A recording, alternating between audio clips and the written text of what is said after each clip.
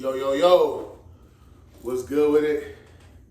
This is another section of Mackin' with Mac book review series.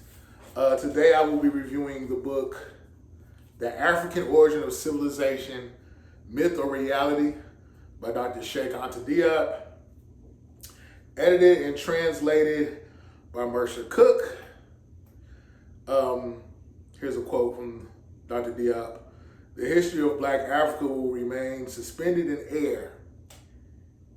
It cannot be written correctly until African historians dare to connect it with the history of Egypt.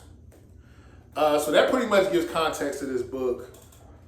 The thing with Dr. CHEIKH Anta Diop, to me, he's a part of the Holy Trinity of Black scholarship. Specifically ancient Black history.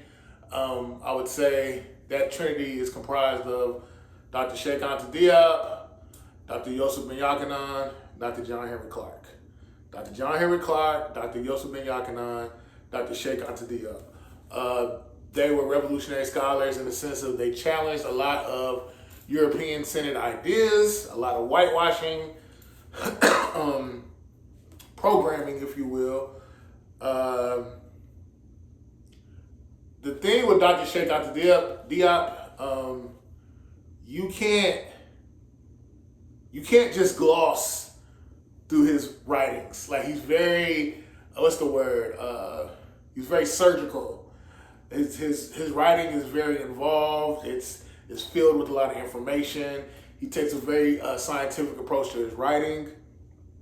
I believe he also was an economist as well as a historian.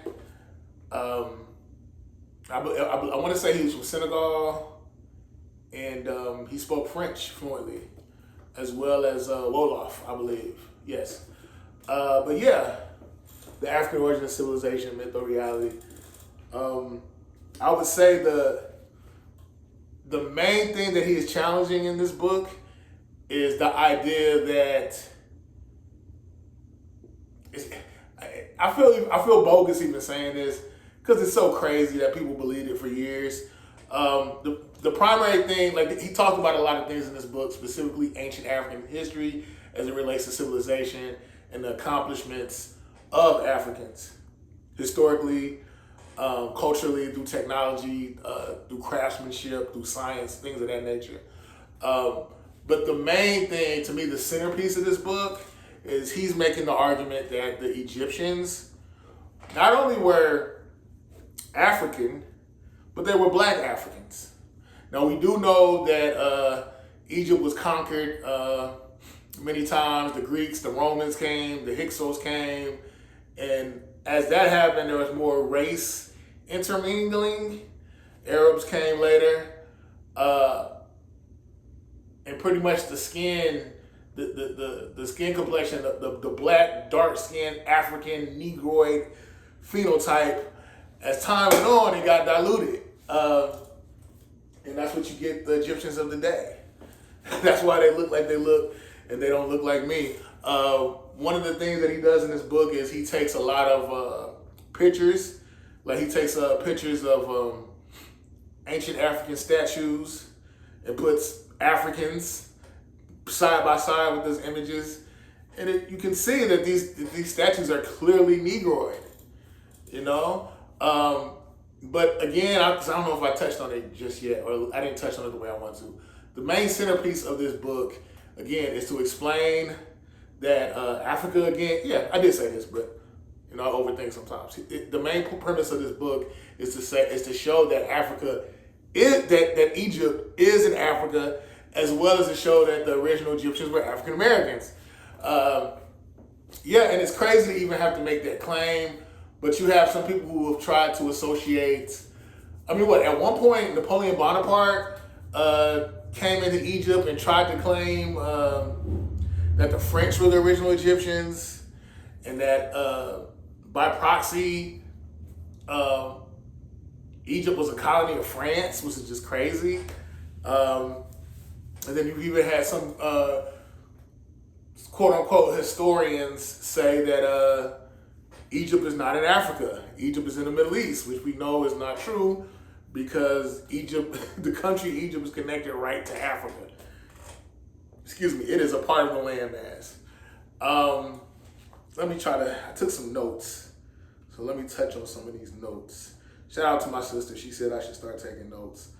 One of the things that he does is he delves into positive evidence that speaks to the fact that the original Egyptians were black, dark-skinned, black Negroid. By a method of melanin testing, he advocated for it. He used artistic depictions, classical historical accounts, linguistic relationships, and even he was tying how a lot of the language and a lot of the phenotypical expression and the culture and the arts and the sciences, a lot of it, that there was a parallel between, like you could tell pretty much that everything I just mentioned was similar or akin between Egypt and West Africa. And I have never seen anybody make that tie. But I thought that was pretty interesting. This book, a lot of Dr. Diop scholarship, I guess you could say was not really embraced by mainstream academia, which basically means white people. They didn't really embrace it. But if you've been pushing a narrative for years and you've been pushing propaganda, you're going to try to sustain that lie. I've yet to see anybody debunk anything that Dr. Diop has said. Especially with the melanin testing, I heard there was some type of what's the word I'm looking for? Like there was like a group of historians that got together and they wanted to test the melanin of the mummies and of the archaeological findings that they found of human beings that were in ancient Egypt, and they actually tested them and they had high melanin, like an above average melanin composition, more than average. So that just things like that lead me to believe, like, yeah, the ancient Egyptians were African. They not only African, but black African, Negroid phenotype. I think it's Dr. Chancellor Williams. He has a book called The Destruction of Black Civilization, and there's a chapter in the book where it's called Egypt, Ethiopia's oldest daughter. I believe it's that one. Yeah, Egypt, Ethiopia's oldest daughter, and he basically shows how civilization started in the center of Africa, like around Taseti. I guess you could say modern day Uganda, and Ethiopia, like between Uganda and Ethiopia, like that whole region. And then he makes the claim that the people of that region, indigenous to that region, migrated north. They migrated up the Nile River Valley into Egypt. What else?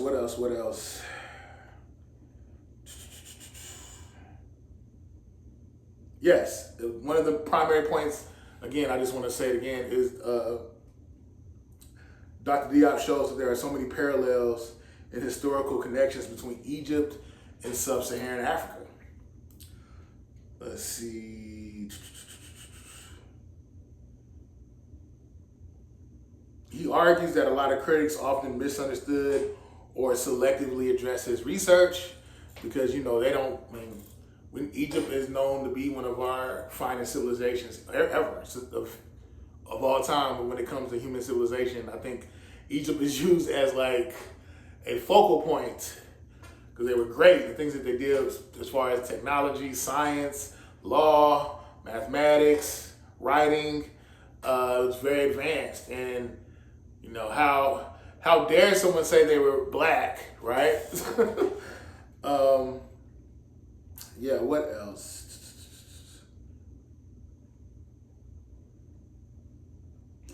Dr. Diop addresses counter arguments one by one. Counter arguments that are countering, arguments that counter his argument that the Egyptians were black. He evaluates claims involving geography, migration, and racial mixing, which I alluded to earlier. He argues that many objections rely on assumptions rather than concrete evidence. The strongest objections can be challenged using historical and scientific evidence available at that time. And that's what Dr. Diop was pushing for. Like he's saying, forget the whole, forget emotionalism and propaganda. Let's objectively look at this scientifically. The African Origin of Civilization, Myth or Reality. I think it's a great book. I think it's again, you have to really sit with it, read it, pay attention. I would say it's a cornerstone piece of literature, especially when it comes to African-centered thought. Remember that Trinity I mentioned, Dr. Joseph Ben Yochanan, Dr. John Henry Clark, and Dr. CHEIKH Anta Diop. Mackin' with Mac. I'm out. The African Origin of Civilization, Myth or Reality by Dr. CHEIKH Anta Diop. Signing out from the Dogon.